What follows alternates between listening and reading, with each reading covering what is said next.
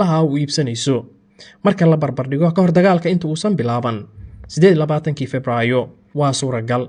in dhibaatooyin ay kala kulmayso saaxada dagaalka hase yeeshee guul waaweyn ay ka keenayso dagaalka tamarta hadda waa ay adag tahay tiri jariirada qadarka shidaale Iiraan dhoofiso iyadoo markaas ay soo saarto in ka badan inta la ogol yahay oo cunuqabateenta lagu cadeeyay gaadiidyadeeda qaada shidaalka ayaa waxa ay u howlgalayaan si sira waxaana la joojiyay sawirada dayax gacmeedka ka qaadaan dhaqdhaqaaqyada gaadiid ee qaada shidaalka Iiraan waxayna tashwiish elektaroonig ah ku fureen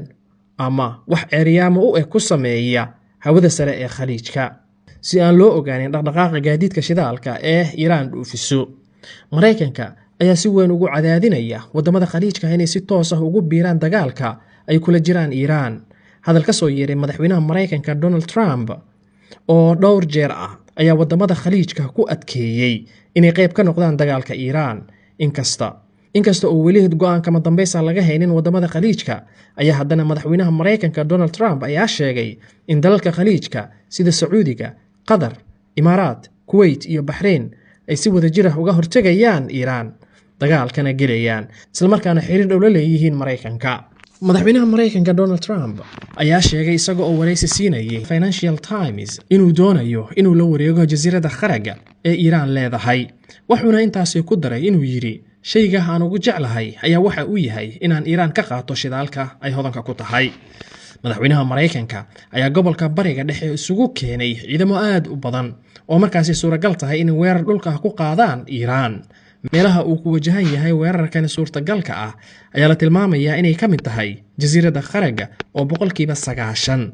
laga dhoofiyo shidaalka Iiraan sidoo kale madaxweynaha Mareykanka Donald Trump isagoo cunuqabateyn daran uu saaray dalka Cuba ayaa markab uu leeyahay Ruushka Anatoly Kolodkin oo sida shixnad shidaal oo gaaraya 100,000 oo tan oo shidaal ah ayaa waxa uu gaaray dalka Cuba sida laga soo xigtay wasaaradda gaadiidka Ruushka ayaa markabkan haatan waxa uu ku xiran yahay dekedda Manzaz oo ku taala Cuba lagana dejinayo rarka xogayaha gaashaandhigga Mareykanka Pete Hegseth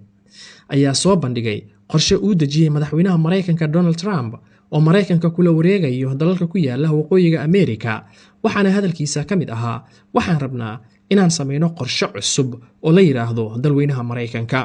madaxweynaha Mareykanka Donald Trump ayaa diyaariyay khariidad cusub oo markaasi ku saabsan amniga oo ka bilaabanaya laga soo bilaabo Greenland ilaa iyo lagu geeyo Panama iyo waliba dalalka ku dhow Pentagon ayaa qorshahani waxay ugu yeertay Ameerikada waqooyi ee weyn sidoo kale xogayaha gaashaandhigga Mareykanka waxa uu intaasi ku diray oo uu yiri qorshahani wuxuu qoseeyaa dalalka ku yaala waqooyiga dhulbaraha